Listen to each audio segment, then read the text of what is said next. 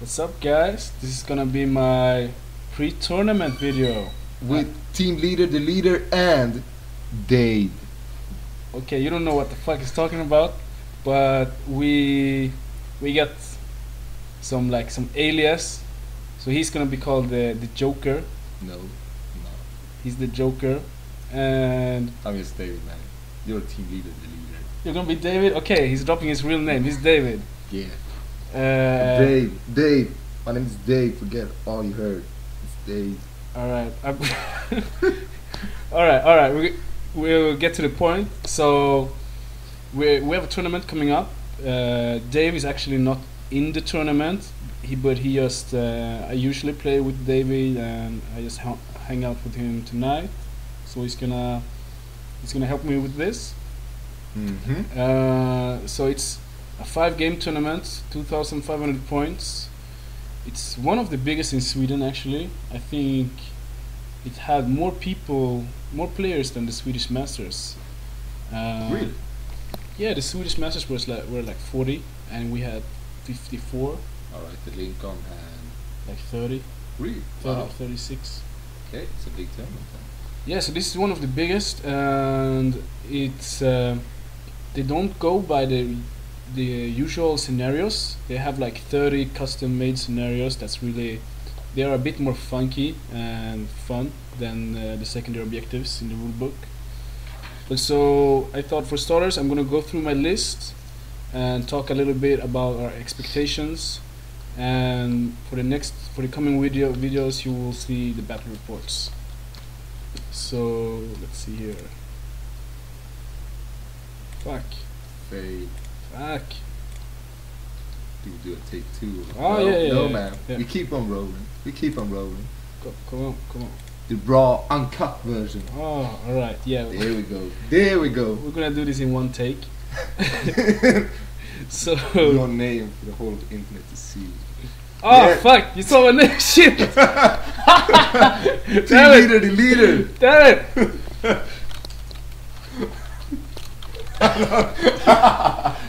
Okay. No, right. Team leader, the leader. Oh, fuck that. Oh shit! My name is here too. Take it down. Can you see your phone too? My name is here too. What the fuck? Okay. Oh shit. Okay. It's too late now. Should we cut this? No, it's the wrong cut version, man. Okay, let's go. Most of you, if you watch my previous battle reports, you're gonna recognize the list actually, but we're still gonna go through it. So it's my general. It's a prince on a lion chariot.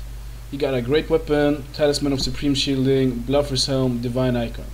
You know what you should name him? Monster of cheese, man. Monster of cheese. Master of cheese. Monster of cheese. How so? Quite obvious, isn't it? He's not cheesy, man. He's cool. Yeah. Disagree. My second prince is another prince on an lion chariot with Demon Hunter's Helm, Duskstone, Shard of Senin, Fleshrender. I'm just gonna go through everything, and when we've done that, we can talk a little bit about the army. Okay? All right, do it. BSB with a 2-up, 5-up, great weapon. 2 mages, level 2s, Path of White Magic, Dispel Scroll and Tome of Arcane Lore. 25 Sea Guards with full command, 5 Reavers with bows, another 5 Reavers with bows, 5 Highbrow Lancers, standard musician, 28 Lion Guards, full command, Ban of Becalming, 2 units of 10 Grey Watchers with longbows and paired weapons. David, what do you think? It's a classical list. It's a tough list. I have to give that. It's hard to take down. It's not that classical, man. It's classical for you, maybe. Yeah, I haven't seen any other high player with this list. I've seen players with the chariots. Lion Guards? Out of fashion or? Yeah, the most... Out of fashion, that can't be right. Out of fashion. Out of style. Yeah, a little bit. It's pretty, not among friendly play. I think it's pretty common with Elite Infantry. But in tournament play, most go without that. People stay away from the big blocks, don't they? Yeah. I thought a lot about it. and we'll see. I'm still gonna take them to the tournament, but after the tournament, we can discuss it a bit because I've been looking like at a lot of the ETC players and good Hive players, and most people just say it's best to skip the special section, All of special. or basically skip the elite block, and they just fill out with chef and shooting and characters. Alright. And we don't have any shooting in special, so that's why it's almost skip the That special. explains it. Okay. So that's what's most common, what I found. But so the idea about my list is basically it evolves around the chariots, who they can take on by themselves most regular blocks, just tank it. Even elite ones too. Some elite Under the ones, right conditions, of course. yeah, and even some like Death Stars, they can take them too. But usually it has to be both of the chariots, but not always. They're crazy good in the right circumstances. You just have to know their limitations. So that's why I have Path of White Magic, because the shield counter you get from as an attribute, it's like when you put the counter on a unit, it doesn't make that much difference, because if someone fires a missile at Lion Guards and kill 4 instead of 5, that's nothing. But if you place a counter on the chariots, where it's so hard to take a wound, it makes a really big difference. So I just put counters on them. As soon as someone manages to take a wound, I put a new counter on it. Refresh me on this a bit. White magic. You can regen a wound, right? Yeah, it's one spell that Alright. is recover a wound and +1 strength. Yeah. So with that one, I can recover a wound and get a counter. It's a good law. Yeah, it synergizes great with this list, because other than that, I can, if I need to, deal with big blocks. I got flaming, cataclysm it's called now. I can boost ballistic skill. I can do some crazy stuff. Some trickery. So some chaff, it's obvious. I have one unit of lancers. I use some. Sometimes as chaff, sometimes as anti-chaff, and as a extra scoring unit. So it's a bit of a toolbox little unit, and it works great for me. The Lion Guards is basically, it's a big brick. Like it's meant to be there for zone control. Like it has a lot of good matchups who it can kill, and it has a lot of bad matchups. But most games it's Mostly good. it's Mostly good. and You it's don't hard have to shoot take. probably. It's not like Swordmasters, like easy points for the enemy. Like if someone needs to kill it, it's hard to shoot it down. In combat, it's gonna hit hard. It's gonna be stubborn with bodyguard and against fear. So it's just, they are reliable for me. What's interesting is why I'm thinking about switching it up is because most of my games they don't see combat, and that's why a lot of people complain about them. A lot of other Hive players, but the But they reason still work as a deterrent, though. yeah, that's my. I love the Lion Guards, Yeah. but the argument the I- other Mhm. Hive players use is like the things that they are good against are faster than them, so they never get to see combat, blah blah. But in all my games, even though they don't fight, They screen off a portion of the map. yeah, I use them for zone control, and with them I can predict where the enemy goes and don't. Like they can choose not to engage them, but then I know where they can't go. You can basically, in your movement phase, you can move the enemy's view. Exactly. Basically, if you Yeah. use them correctly. Yeah, so even though they don't take points, they still might win me the game. They don't take points directly. Yeah. Mm-hmm. The Grey Watchers, if you saw my previous battle reports, I had 2 Bolt Throwers and a Phoenix. I decided to switch it out to two units of Grey Watchers, simply because the biggest threat to this list is cannon lists, so I needed to have a more reliable way to deal with war machines. So I took away 2 Bolt Throwers and a Phoenix, but we'll see if I'll regret it or not. So that's the list. I think it's a good list. I probably change my mind after when I come to the tournament and see all the other Hive players list. But I'm satisfied with it. You think it's gonna do well? Yeah. All right. It's a solid list. Absolutely.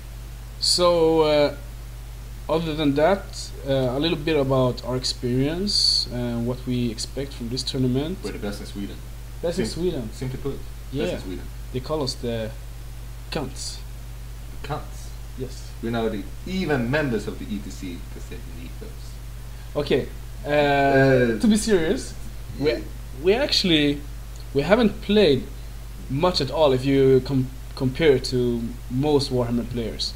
We actually started together in 8th, and we played for about a year and a half, something like that. Yeah, something like that.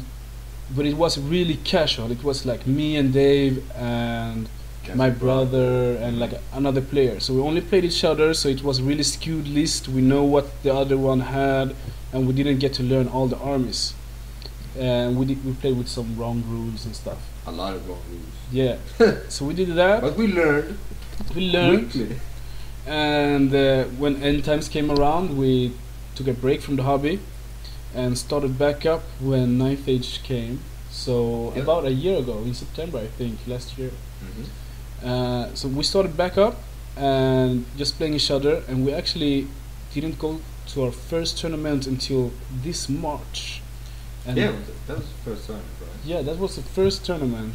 TNQ. TNQ. So it's actually the same event as we're going to this weekend. So it's gonna be real fun.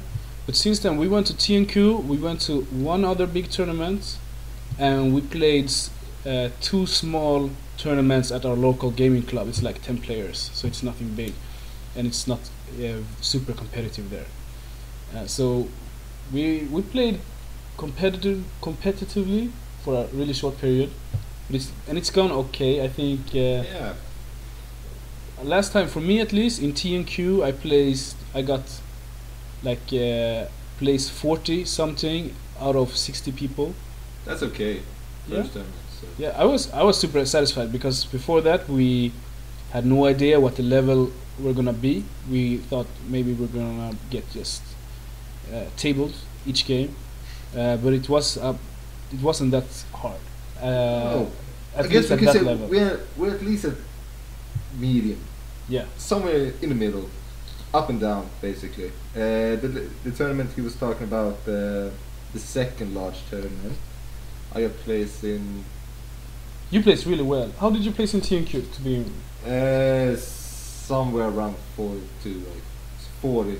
Yeah. 40, 2-3 places after you, and at the other tournament I got not in top 3, the top third. In the top third. Not third place. No. At the top. Oh yeah, okay. It was like 30 players, and among those, David was among the top third of those 30. So like top 10. Somewhere around top 10. Yeah. So went really good for David. Pure skill. Went crap for me. So the ironic thing was, I faced off against David in the first game. Oh, you annihilated me. Yeah, and I 20 and owed him. In a tournament setting also. Yeah, after that, I don't know what happened. I think I got, out of 36 people, I was maybe like 25, around there. So I think I won one other game, but small, and I lost 3 games. So, and out of this smaller tournaments we've gone to, I tied for first place in one, and the other one I was in like middle. And what did you place?